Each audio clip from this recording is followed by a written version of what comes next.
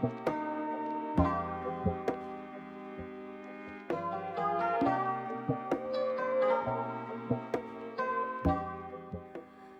guys, welcome back. In today's video, we are going to be getting this YZ125 engine back together. We're going to be putting the cylinder, piston, getting that head going, and getting this thing all finished up. We got a lot to do, so let's get started. Alright, I'm going to start up here. We've got some studs, and we're going to hope that these go in and that the cylinder fits right, because one of them had to do a helicoil thread repair because there was nothing left of the old threads. And it'll thread in no problem because it's brand new threads, but I don't know if the cylinder is gonna fit.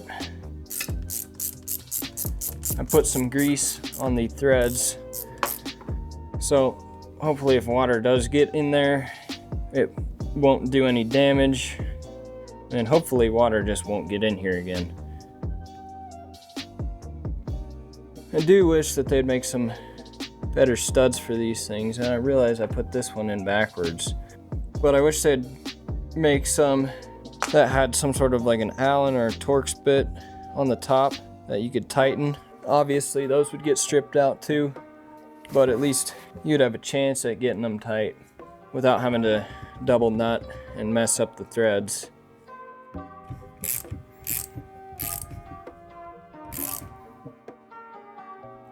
This is the one I helicoiled right here.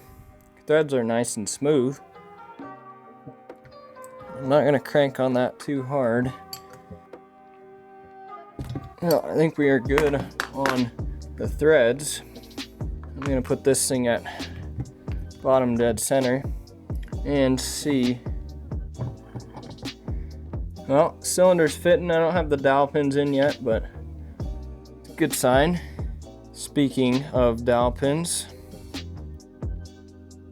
got some freshies. The old ones barely came out. Back to top dead center. Grab a paper towel or two, split it in half, and we're gonna throw it down here so we don't send any critical parts down there. Okay, we have got a brand new fully custom Desert Designs Wiseco piston. If you guys didn't catch the Cerakote video, you should go watch it because we did this. Painted this with some Cerakote Micro Slick. If you're interested, it'll be right up here. But enough about that. Let's get this thing ready to install. So we still got our oil holes in our arrow. That's the front. I'm gonna put the first circlip in over here. And I'm gonna put a little taste of two-stroke down in here before I pop that circlip in. And then we've got our clip here. These are always a pain to do. And you're gonna want the gap going either up, fully straight up, or straight down.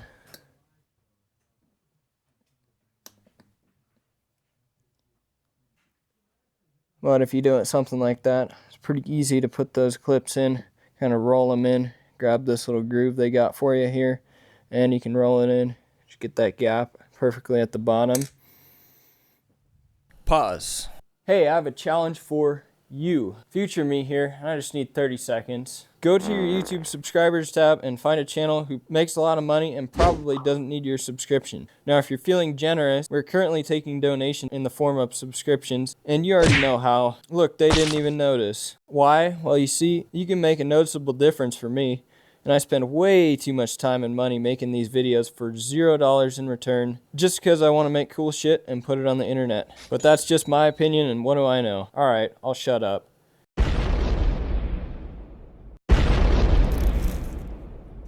And then with our ring here, you always check for top or bottom. In this one, there's an N right here. Grab the piston ring expander that only gets used a couple times a year.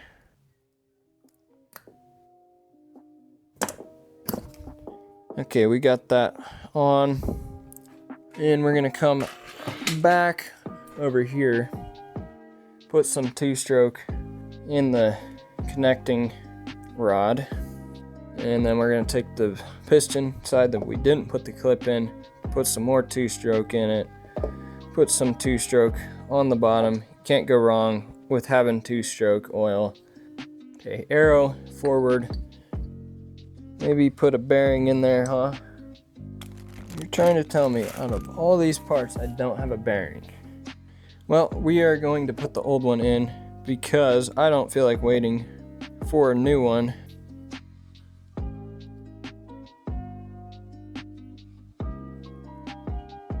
Yeah, she's tight.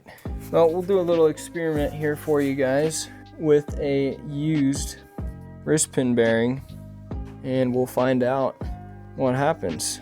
Okay, so with these clips, kind of pick one side, pick the side away from that hole, and kind of start rolling it in. Get a nice 45-degree pick in there, and you can usually just push these things right in. Super easy. It used to take me about 10 minutes to do these clips, and now it's about 10 seconds. A little bit of side to side is expected, no up and down, so I'm gonna call that good. And we're gonna take some Maxima caster 927, give it a little glug down there. Just want to get a little bit down there so it's not dry on that first startup, hopefully. All right, we're gonna give this thing a little crank. I checked, we got quite a bit of 2-stroke oil down there, so this thing should be plenty good for its first startup. It'll be a little smoky, but I'd rather have a little smoky than a little bit of grinding noises. We're gonna put some oil on the piston too. Can't forget the cylinder gasket. Have before. It's not fun to pull that cylinder off again. So we're just gonna send this cylinder on here, make sure that the ring is in its ringland. We're gonna put some oil in the cylinder.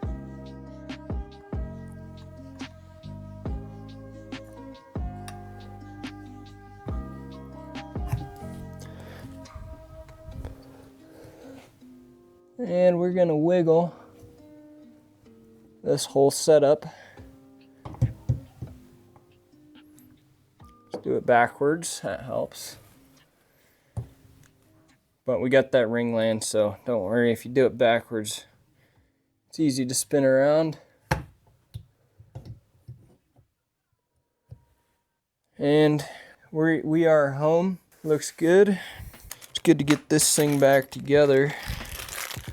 Fully sealed up. It's been 6 months of being open on the bench. Cylinder base nuts, been putting a little bit of grease in and on them. Try and keep that water out and prevent the studs and dowel pins from rusting out.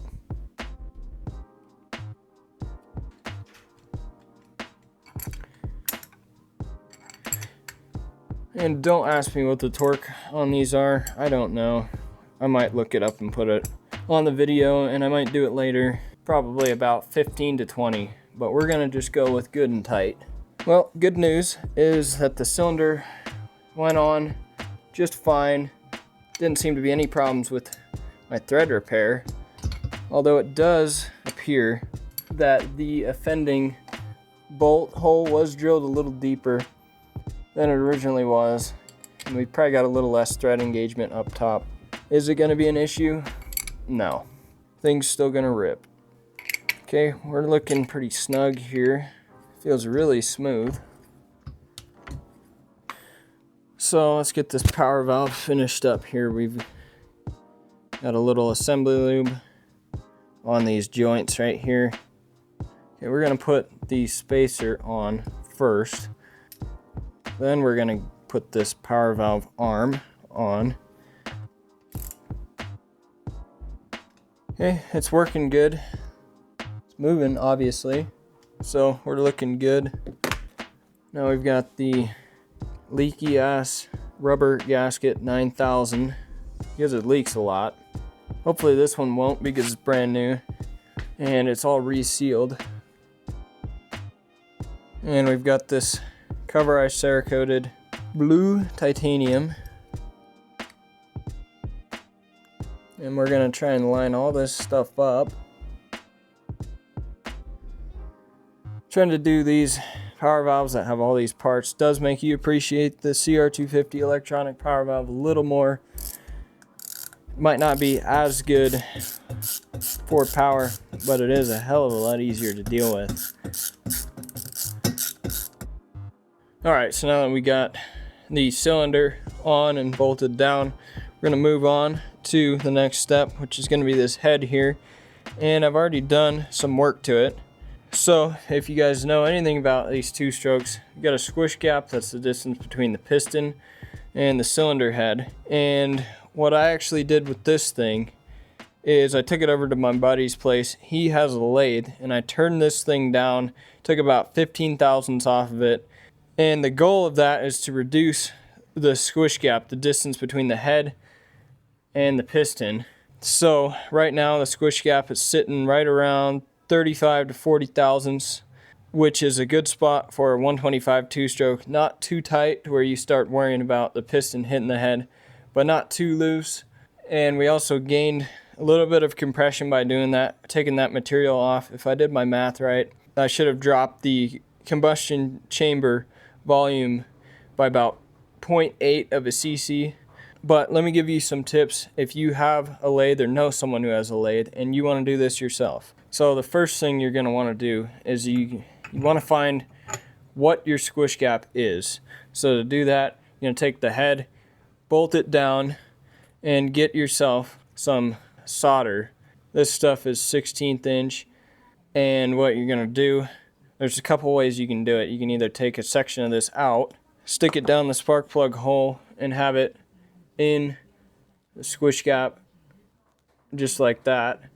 Or how I did it is I took some little pieces like that and I set them in here just like that, and then I slowly and carefully crank it over, and it's going to take a little bit of force to get it over top dead center because you're trying to crush that.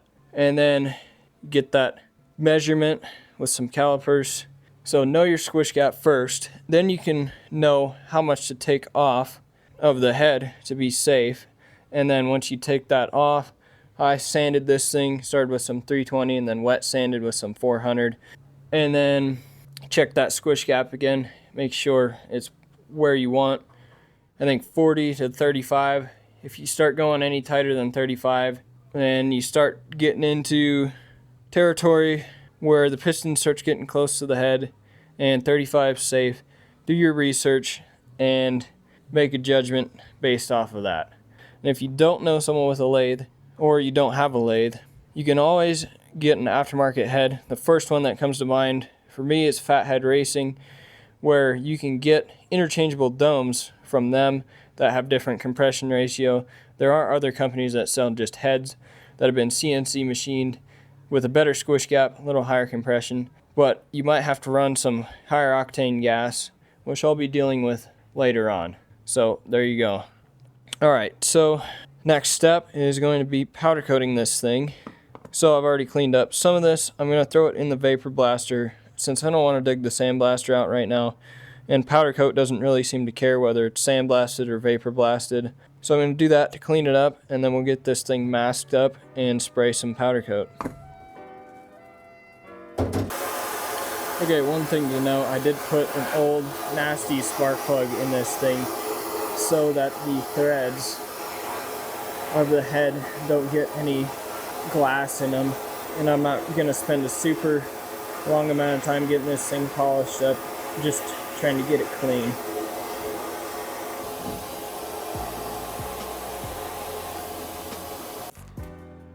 Alright, now that I got it vapor blasted, I gotta do some masking with the high heat tape.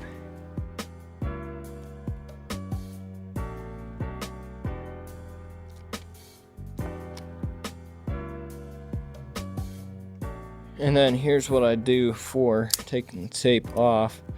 You gotta have a nice hard surface. Get a nice sharp blade and trace it out, and then you usually end up with a nice clean edge like that. and leave a little spot. This is where I've been hooking my ground clamp up to, right in there. And then for getting all the head nut holes, grab a socket that fits just about right over these and do the same thing that we did with the head itself.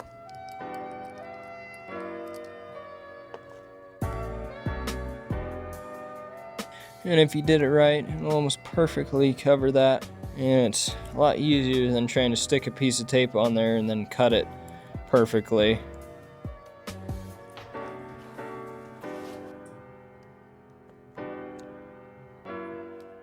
Alright, there we go. Let's spray this thing with some powder. Okay, powder coating. We got the Harbor Freight gun as usual. We got some prismatic illusion blue here.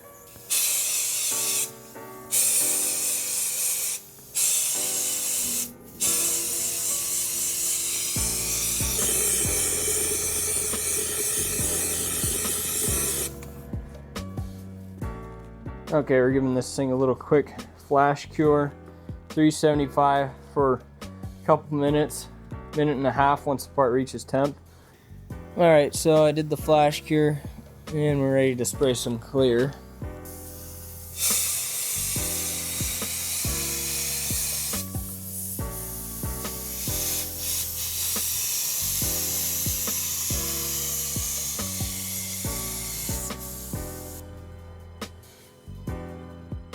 Alright, we got it in the oven, same temp, 18 minutes, and I'll catch you guys once this thing's done.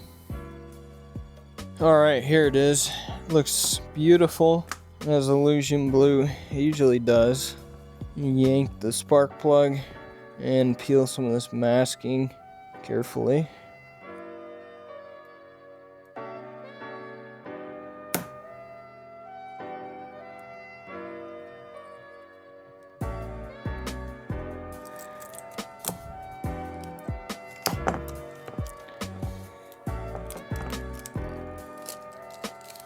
Alright, there is the final product. It's gonna look killer on this thing. So I think I'm gonna sand this down one more time before I throw it back on the motor. And I don't think I said this, but I did hit this with the Scotch-Brite wheels on the die grinder to polish the combustion chamber up a little bit.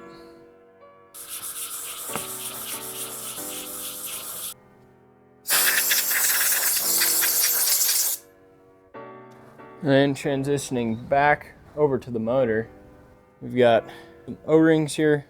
We got one for the coolant, make sure it sits in there nicely. And we got one for the combustion chamber here.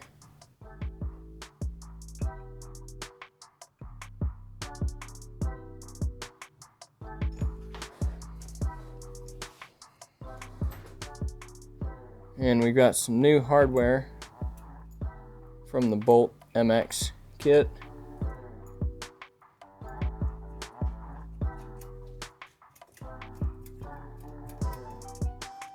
And I don't know if you guys can hear it, but please mind the wind. It's like a freaking hurricane outside, but I don't have control over that.